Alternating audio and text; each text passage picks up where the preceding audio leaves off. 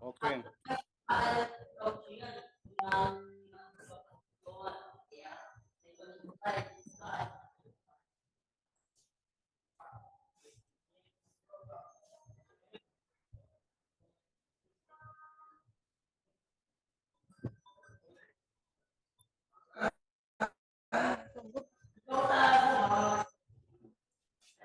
Aksesnya tuh di atas dispenser kalau tak salah. Baru 44 orang ya masuknya. Atas dispenser apa di atas meja ya? Itu model putih, ada plastiknya luarnya, dia agak besar pengecasan. Izin Bapak Ibu, si Mahmuda boleh silentkan mic-nya pada saat penyampaian materi biar kita paham. Petukannya. Nah, yang Bapak Ibu sudah kisi-kisi soal ujian pengetahuan nih Kak? Untuk PAI. belum bilang ya untuk Bu Siti. Bu Siti ada di ruang. Belum Pak. Belum ada Pak. Oh kalau gitu Pak Eko nanti di visualkan ya, kisi-kisi soal uji pengetahuan untuk PAI ya, Pak Eko. Kirim di grup ya Pak, anaknya apa? Kirim ke grup pun boleh ya, lewat grup saja. Ya biar. Oke, terima kasih Pak. Oke, betul dah tuh. Berarti lewat grup saja ya Pak ya. Ya. Kisi-kisi dilihat ya Pak ya. Ya. Baik, kita mulai saja Pak ya, sambil menunggu teman-temannya ya, karena waktu kita sangat terbatas nih, apalagi hari Jumat. Bapak-bapak guru PAI ini banyak yang membaca khutbah, jadi supaya tidak terlambat ya. Insya Allah, amin. Nah, saya tahu betul Bapak ini pasti banyak jadwal membaca khutbah. Iya Pak. Setelah ini kami mau buat video pin. Itu dia tuh ya. Saya baca di grup itu masih banyak, masih ada Bapak Ibu yang belum membuat video pembelajaran atau video praktek pembelajaran untuk diuji di UKIN ya, jadi harus diselesaikan. Baiklah Bapak Ibu sekalian, sesuai perjanjian kita kemarin bahwa hari ini kita membahas tentang kisi-kisi soal ujian pengetahuan atau UP khusus untuk bidang studi pendidikan agama Islam.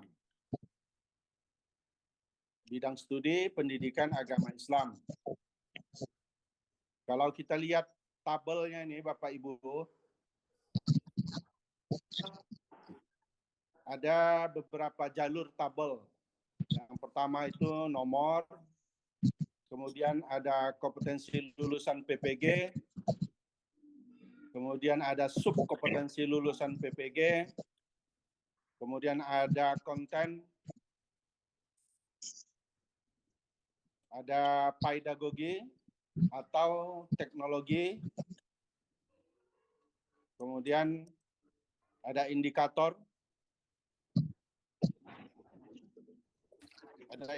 berbasis TPACK, kemudian baru taksonomi, yang terakhir adalah kolom tingkat, ada tingkat rendah, sedang, sukar. Kalau taksonomi ini ada C3, C4, C5, dan C6. Jadi diambilnya hanya 1, 2, 3, 4 tingkatan saja. Jadi memang kalau untuk tingkat mahasiswa itu ya dimulai dari C3, C4, C5, dan C6. C3 itu menyangkut tentang menjelaskan ya Bapak Ibu ya. Kemudian C4 itu analisis, kemudian C5 itu sintesa, kemudian C6 itu adalah evaluasi. Jadi ini menggunakan taksonomi Bloom ya. tingkatan paling tinggi itu adalah C6. Yaitu evaluasi. Jadi Bapak Ibu memang untuk guru PAI tingkatan yang paling tinggi adalah C6 ini ya, atau evaluasi, sudah dapat mengevaluasi. Perhatikan Bapak Ibu, kolom 1 itu sebenarnya nomor 1 tuh, bukan nomor 2 ya. Setelah ketik panitia ini ya, atau yang tukang mengedit psikis ini. Kolom 2 itu adalah kompetensi lulusan PPG atau KLPPG. Sebenarnya kalau pakai istilah kurikulum merdeka bukan kompetensi lulusan, tetapi CP ini ya. CP, kemudian kalau sub kompetensi itu jadi KKTP. Kemudian konten ini istilah konten itu istilah dalam kurikulum nih sebenarnya. Nah, kalau dalam kurikulum merdeka itu elemen yang digunakan itu elemen ya. Kalau konten itu istilah kurikulum secara umum, jadi materi. Pedagogi dan atau teknologi itu adalah sub untuk menentukan atau kolom di mana menentukan jenis modul yang diujikan ya. Apakah pedagogi atau pedagogi itu yang lebih banyak itu adalah menggunakan teknologi dalam pembelajaran. Dalam pembelajaran itu banyak menggunakan teknologi, maka dibuat kolom ini nih, pedagogi dan atau teknologi. Baru indikator berbasis TPACK. Indikator berbasis CPATK ini maksudnya bahwa Bapak Ibu harus memahami dalam proses pembelajaran yang terjadi sekarang itu pasti menggabungkan 3 unsur ini, teknologi, pedagogi, dan content knowledge-nya ya. Jadi teknologi knowledge, kemudian pedagogi knowledge, kemudian content knowledge. Jadi ketiga-tiga itu menjadi satu dalam proses pembelajaran. Oke. Baik, kita mulai pertama. CP lulusan PPG yang diharapkan, yang diukur pertama itu tentang sebenarnya dapat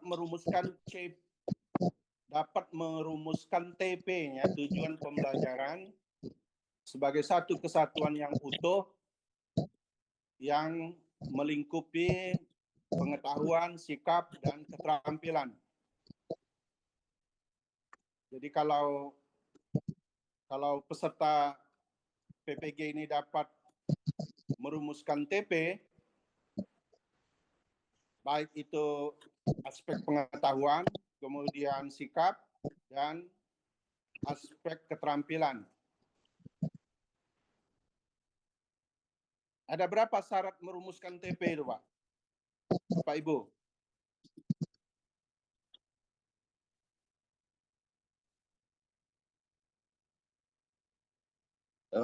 Halo Bapak Ibu. Saya mau tanya dulu, Bapak Ibu, kalau syarat merumuskan TP itu ada berapa?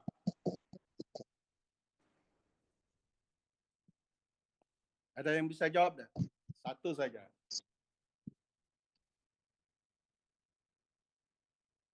Yang dari modul yang sudah dipelajari. 4, Pak. 4. Satu apa? Audensi. Syaratnya harus ada audiens. Iya. Jadi audiens yang dimaksud itu siapa? Siswa. Siswa. Yang kedua?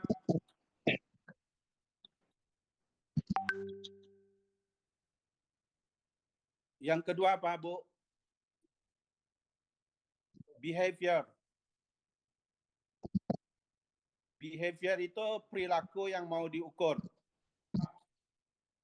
Misalnya dapat menjelaskan, dapat menyebutkan, dapat menganalisis, dapat membandingkan, dapat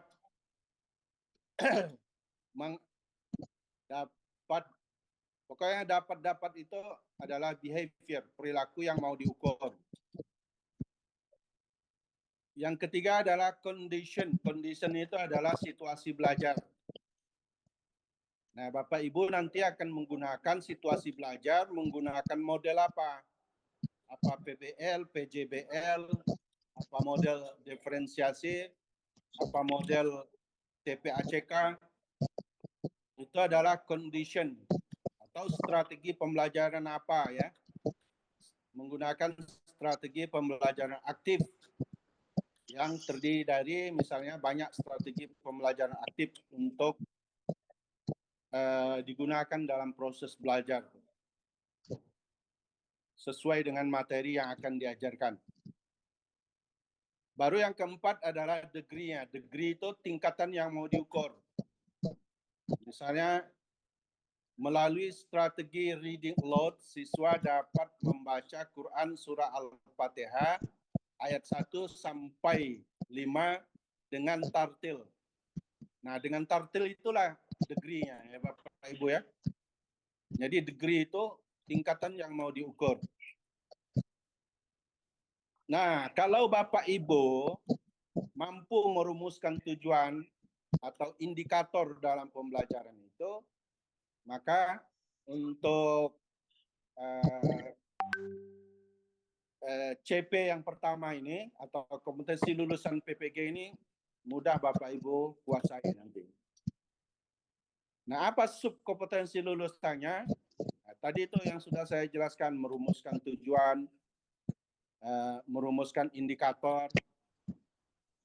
Coba saya tanya dulu, apa beda, bagaimana merumuskan indikator dalam pembelajaran, Bapak Ibu?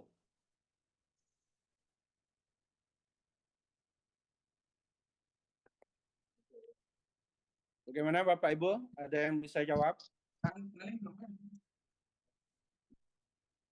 Mengetahui CP-nya. Tentukan apa yang ingin dicapai. Indikator itu dalam kurikulum Merdeka disebut dengan atau disingkat dengan IKTP. Indikator Identifikasi kompetensi dasar. tujuan pembelajaran. Indikator tujuan pembelajaran.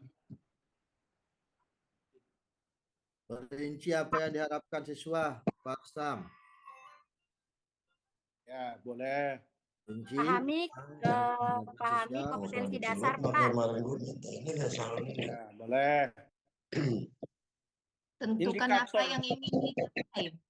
Karakteristik indikator itu singkat, padat, akurat, jelas. Singkat, padat, akurat, jelas. Itu rumusan indikator ya. Jadi merumuskan tujuan itu menggunakan 4 syarat tadi. Kemudian kalau indikator itu tujuan merumuskannya dengan singkat, padat, akurat gitu ya. Kemudian jangan terlalu panjang ya. Nah, kalau kita lihat subkompetensi lulusan PPG itu mudah tuh ya. Dia dapat merumuskan tujuan, kemudian indikator tujuan pembelajarannya dapat dirumuskan, baik itu di elemen-elemen seperti pada elemen pembentukan akhlak karimah itu ya. Itu salah satu contoh saja elemennya itu ya atau kontennya itu ya, Bapak Ibu. Nanti kan elemen PAI itu kan ada 5 ya. Harusnya kemarin dibikin sekali, ini dosennya kemarin katanya mau repot ini. Kemudian Quran dan fikih. Itu elemen atau konten PAI. Tapi yang ditulis di kisi-kisi ini hanya satu saja. Nanti baru fikih, ada fikih kontemporer, pernikahan itu ya.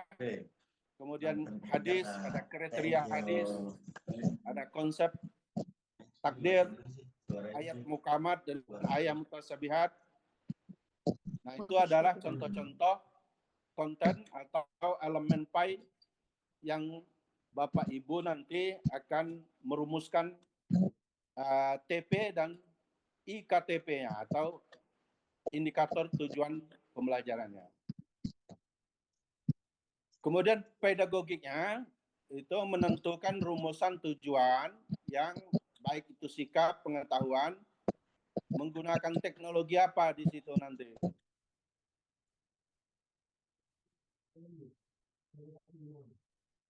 Ya. Mohon maaf kawan-kawan yang masih ada mic-nya hidup, tolong dimatikan. Soalnya suara Pak Rustam ini nggak kejelasan ini. Mohon kerjasamanya ya. Oke ya. Kalau saya sih jelas nih Bu. Halo? Jelas ya suara saya? Ya, Pak. Jelas, Pak. Alhamdulillah, jelas Pak. Jelas Pak, sangat jelas. Nah, jelas ya.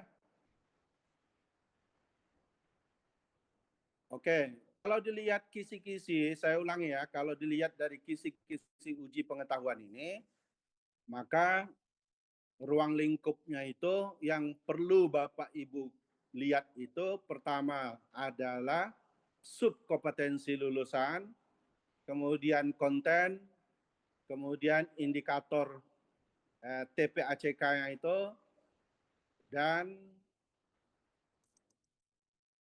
taksonominya. Baru Bapak Ibu lihat apakah tingkat soal itu rendah, sedang, atau sukar. Itu ya. Nah, kalau dilihat dari kisi-kisi yang pertama atau sub pertama itu, yang kontennya menentukan atau pembentukan akhlak karimah itu tergolong CP-nya itu apa? Kalau dilihat dari CP-nya itu masih sedang itu ya. Tingkat soalnya itu sedang. Kemudian taksonominya C5. Jadi sentesa. Jadi pasti soal-soal yang disampaikan itu dalam bentuk analisis kasus atau dalam bentuk kasus-kasus. Ya. Oleh karena itu kecepatan Bapak Ibu membaca yang dituntut kalau taksonomi 5 ini atau kognitif atau tingkat berpikir yang diinginkan dari soal taksonomi 5 itu dalam bentuk kasus atau dalam bentuk narasi ya. Soal-soalnya itu dalam bentuk narasi. Tapi masih dalam tingkat sedang. Begitu Bapak Ibu ya. Jadi sebenarnya akan lebih mudah ini Bapak Ibu akan lebih mudah itu langsung melihat contoh soalnya. Contoh soal dari konten pembentukan akhlak karimah itu, kalau tidak salah tahun lalu yang PPG tahun lalu 2024 itu di PPG itu diadakan induksi try out soal gitu ya. Kalau tidak salah lah, seingat saya itu panitia atau pengelola PPG Eptik Pontianak itu mengadakan try out soal. Mudah-mudahan untuk angkatan pertama di tahun 2025 ini juga pengelola PPG mengadakan try out soal ini ya kepada Bapak Ibu ini. Mudah-mudahan akan lebih paham lagi kalau diadakan try out itu, karena soalnya itu hampir mirip-mirip seperti itulah nanti ketika Bapak Ibu menempuh ujian nanti. Ada jadwalnya Pak, ada jadwalnya ya. Oh, sudah ada kah? Iya, Tanggal betul. 16 Pak. Ya. Tanggal berapa? Tanggal 16, Pak. 16 kalau nggak salah. Oh, iyalah baguslah kalau begitu. Ya. Tanggal 16 tuh udah betul dah tuh. Ujiannya tanggal berapa? Tanggal 17 sampai 18, Pak. Ada Oh, 2 sesi Pak setiap tanggalnya. Oh, Katanya. mepet sekali ya. Iya, Mepet. Pak. Ya, mepet. Tapi tidak apa, Bapak Ibu lebih cepat. Masih ingat gitu ya. Kalau ada tryout soal-soal dalam PAI itu, kemudian begitu besoknya langsung ujian, itu lebih mudah mengingatnya gitu ya. Nah, kalau konten dari fikih kontemporer atau pernikahan itu masuk dalam taksonomi tinggi ini ya. C6 ini tinggi ya, fikih kontemporer ini. Itu tuntutannya bahwa menentukan rumusan tujuan pembelajaran ranah pengetahuan supaya peserta didik itu mampu berpikir kritis. Berpikir kritis, jadi itu disajikan narasi materi tentang kasus pemikiran mahasiswa, dapat menentukan rumusan tujuan pembelajaran, kemudian yang paling sesuai dengan indikator peserta didik itu mampu berpikir kritis. Jadi Bapak Ibu dituntut untuk menentukan rumusan tujuan di elemen fikih kontemporer itu dalam bentuk kasusnya ya. Makanya taksonominya itu taksonomi 6. Kemudian tingkat soalnya itu sukar. Begitu. Nanti soal-soalnya itu pasti dalam bentuk kasus Bapak Ibu ya. Harus cepat membaca kasusnya, kemudian baru bisa memilih jawaban yang benar. Dan kalau soal dalam bentuk kasus itu memang harus dibaca semua Bapak Ibu ya. Jangan ditinggalkan, karena narasinya itu tetap harus dipahami secara utuh, secara keseluruhan. Kemudian yang ketiga itu adalah elemen hadis sahih. Nah, kalau hadis sahih ini saya yakin Bapak Ibu sudah paham ya. Walaupun memang tingkat untuk memahami hadis sahih itu sangat susah juga ya. Sahih hadis itu harus betul-betul dipelajari, kemudian dilihat sanadnya dan seterusnya. Tapi ini soalnya taksonomi yang ke-6 ya, atau tingkat kognitif yang ke-6, kemudian soalnya pun sukar juga. Kemudian elemen konsep takdir. Kalau ini mudah nih ya, takdir itu termasuk elemen akidah.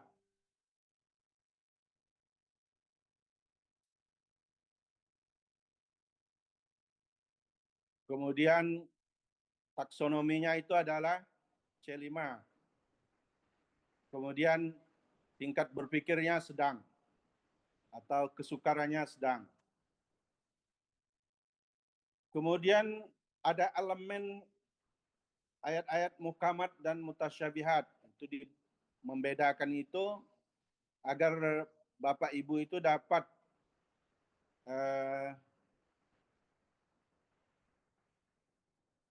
menjelaskan, mendeskripsikan tentang ayat-ayat muhkamat dan ayat-ayat mutasyabihat, sehingga bisa menentukan rumusan indikator dan tujuan dari kedua hal tersebut. Nah, ini C6 ya Bapak Ibu, jadi agak susah nih ya. Contoh-contoh ayat-ayat mutasyabihat dan ayat-ayat muhkamat itu harus dipahami. Dan ini tingkat soalnya sulit ya, atau sukar.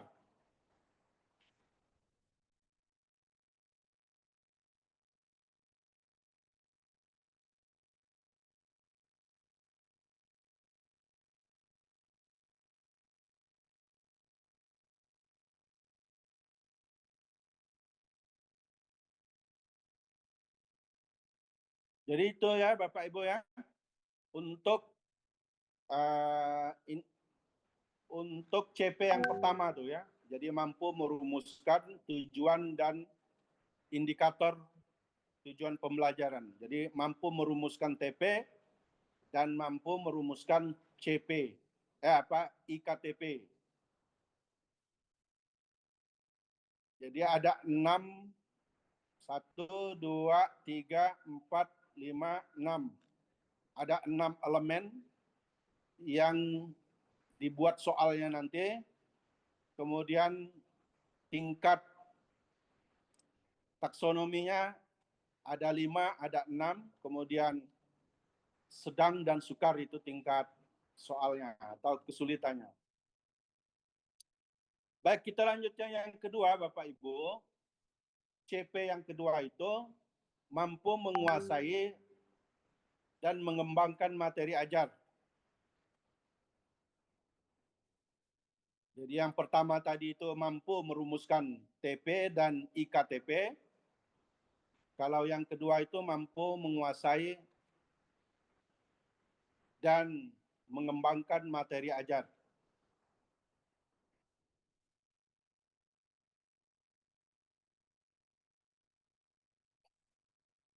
Ada berapa jenis, ada berapa sifat materi ajar, Bu?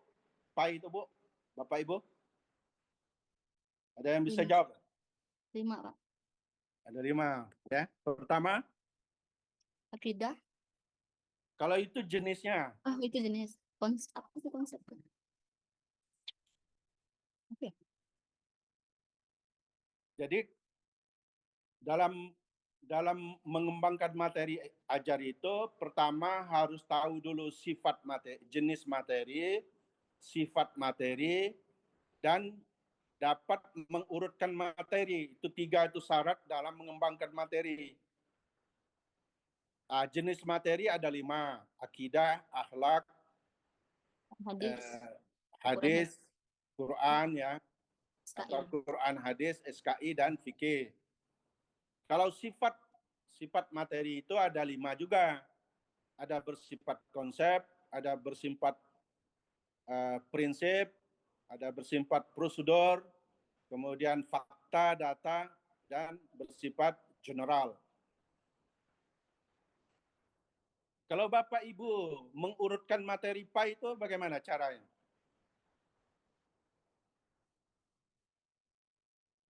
Mengurutkan materi itu maksudnya bagaimana Bapak Ibu mengajarkan materi itu, ini materi ini harus didahulukan. Ini nanti yang kedua, ini yang ketiga, dan seterusnya. Dalam satu semester itu kan tidak semua materi itu harus diidentifikasi dulu mana yang harus didahulukan, mana yang ditunda, kemudian mana yang harus dicapai dengan segera gitu. Bagaimana cara Bapak Ibu mengurutkan materi? Yang pertama dengan cara apa?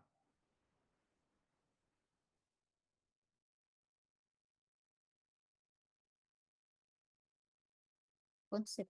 Mengenalkan materi, Pak. Gimana? Pengenalan materi dulu. Bukan. Kalau pengenalan materi itu lain ya. Yang saya maksudkan itu mengurutkan materi itu waktu Bapak Ibu merancang modul ajar, itu kan harus tahu prioritas mana materi yang harus didahulukan setelah yang pertama, kedua, ketiga dalam satu semester.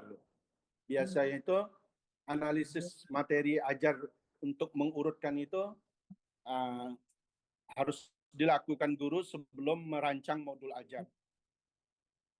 Pakai teknik-teknik mengurutkan materi. Pertama, ada cara mengurutkan materi dengan cara kronologis.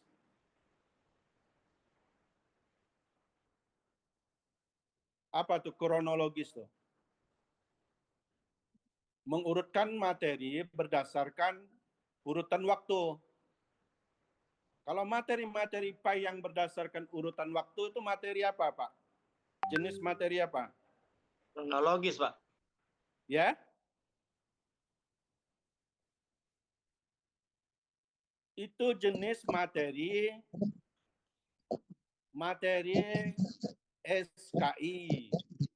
Oh, Nah, itu berdasarkan urutan waktu. Lihat tuh, misalnya Bapak mengajarkan sejarah Islam pada masa Muhammad misalnya. Kemudian setelah itu diajarkan Islam pada masa sahabat, atau peradaban Islam pada masa sahabat, pada masa tabi'in, pada masa tabi'in, kemudian peradaban Islam pada masa kontemporer. Itu berdasarkan urutan waktu. Jadi mengurutkan materi berdasarkan kronologis itu ada pada materi SKI. Gitu ya Pak ya. Ada cara mengurutkan materi dengan cara kausal atau sebab akibat. Ya Bapak Ibu ya. Ada tidak materi PAI yang diajarkan berdasarkan sebab akibat? ada, Pak. Ada. Ya. Seperti apa? Puasa. Kalau puasa itu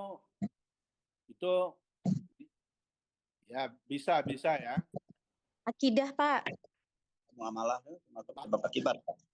Ya, yang paling tepat itu materi yang diajarkan pada siswa yang mengurutkan materi sebab akibat itu adalah materi pembagian harta waris atau materi fikih yang ada submaterinya waris. Itu sebab akibat.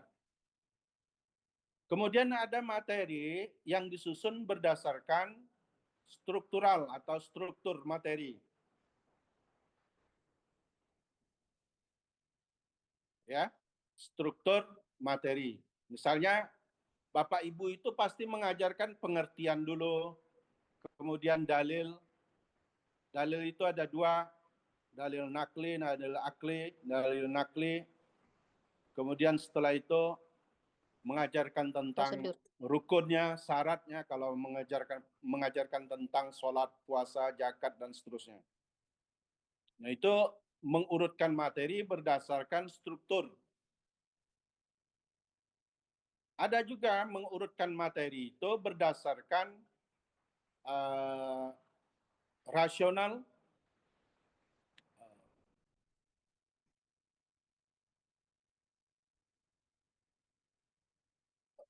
dilihat dari rasionalnya materi, atau coba lihat kalau yang rasional atau yang masuk akal itu mengurutkan materi itu dari yang kecil ke besar atau dari yang sederhana ke kompleks, kemudian dari yang pendek ke panjang gitu ya Bapak Ibu ya.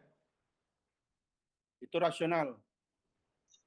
Tapi kebalikannya mengurutkan materi secara psikologis. Itu materi yang kebalikannya. Rasional, kebalikan rasional itu adalah psikologis. Jadi dari yang besar ke kecil. Nah, jarang memang materi-materi PAI yang diurutkan berdasarkan psikologis itu ya. Tapi yang sering itu adalah rasional. Dari yang kecil ke besar, dari yang pendek ke panjang, dari yang sederhana ke kompleks gitu ya. Nah, kalau yang psikologis itu mengurutkan materi dari yang besar ke kecil gitu. Itu untuk materi-materi seperti penelitian boleh ya. Jadi Bapak Ibu, untuk yang kedua ini, CP yang kedua ini menguasai dan mengembangkan materi ajar. Dalam mengembangkan materi ajar itu, Bapak Ibu harus tahu jenis materinya apa, kemudian bagaimana sifat materinya, kemudian yang ketiga bagaimana cara mengurutkan materinya. Nah, kalau kita lihat di CP yang kedua ini, elemennya itu esensi ayat mukamat dan mutasyabihat, kajian tafsir, Al-Matsur, Ar-Ra'i, metode tafsir. Metode tafsir itu ada tahlili, ijmali, maudu'i. Ini tinggi nih ya, materi-materi tinggi di Quran hadis itu ya. Coba kita lihat taksonominya, masuk kemana dia nih pada elemen ini ya.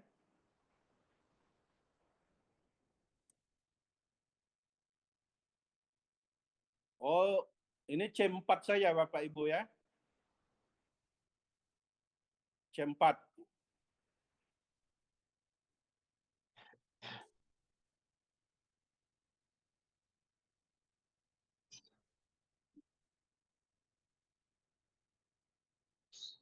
Jadi C4 itu analisis ya Bapak Ibu. Memang kalau mengajarkan isi kandungan itu harus banyak analisis buku-buku tafsir. Buku tafsir ya Bapak Ibu. Kalau mengajarkan makna ayat untuk kelas-kelas rendah. Kalau isi kandungan untuk kelas-kelas tinggi SMA, kelas 11, kelas 12, atau kelas 10 ya. Itu banyak menganalisis buku-buku tafsir. Jadi Bapak Ibu dituntut bagaimana pembelajaran dalam merencanakan Quran yang bersifat mutasyabihat dan muhkamat itu dalam pembelajaran PBL. Jadi problem based learning, jadi memecahkan masalah yang dikaitkan dalam kehidupan keseharian. Oleh karena itu harus banyak menganalisis tafsir-tafsir yang kontemporer ya. Misalnya ada tafsir Al-Misbah yang dikarang oleh Profesor Quraish Shihab. Itu yang sederhana ya. Kemudian buku-buku tafsir yang lain yang bisa atau mudah dipahami. Tafsir Hamka misalnya ya. Begitu Bapak Ibu. Kemudian yang kedua, elemen yang kedua itu adalah mengklasifikasikan hadis berdasarkan kesahihan dan fungsi hadis terhadap Quran. Nah, itu materinya itu ya.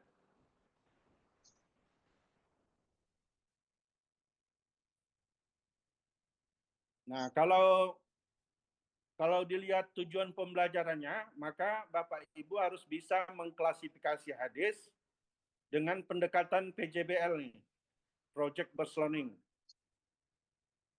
Dapat menganalisis materi ajar atau materinya, jadi berdasarkan project ya.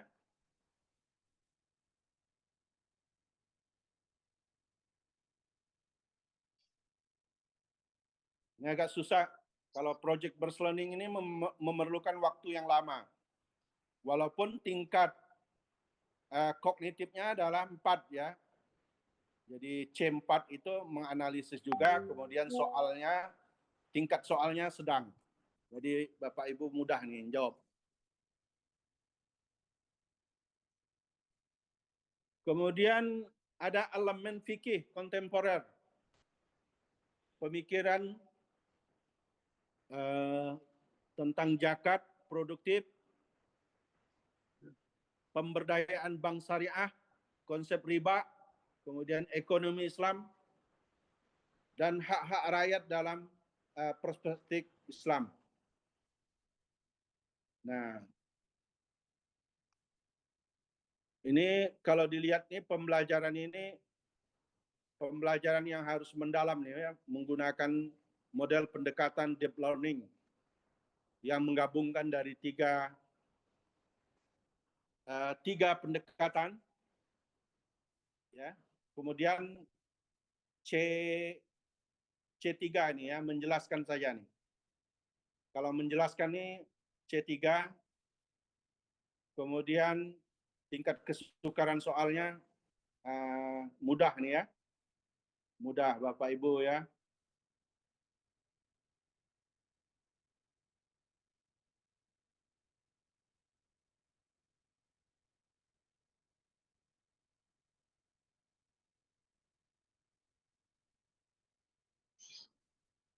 Kemudian ada materi yang perlu Bapak Ibu analisis juga atau menganalisis kedalaman materi fikih. Bukan, transformasi peradaban Islam, ini SKI ya. Kepemimpinan dakwah dan pendidikan dari masa Khulafaur Rasyidin hingga era modern atau kontemporer.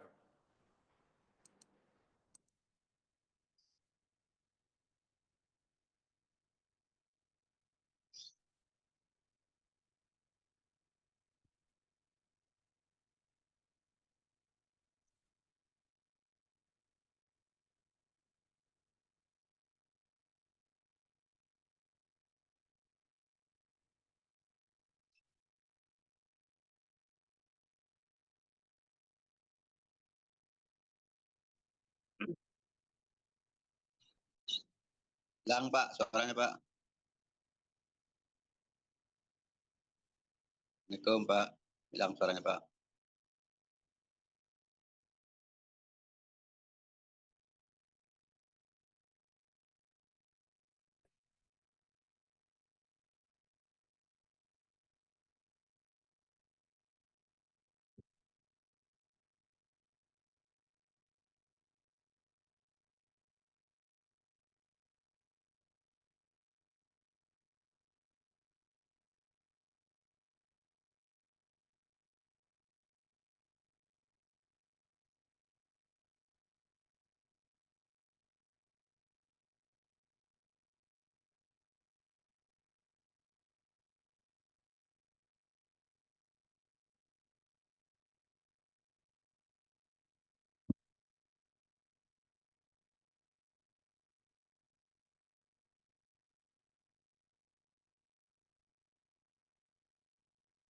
Sepertinya Pak Rustam terkeluar ya.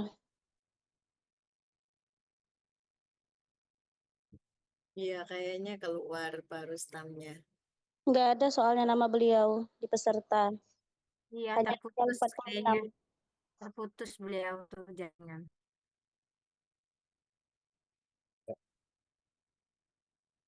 Ditunggu aja kali.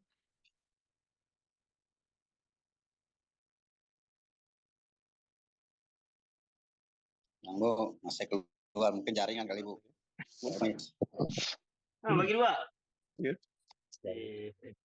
Ya kayak jaringan ya. Itu memang dibodoh.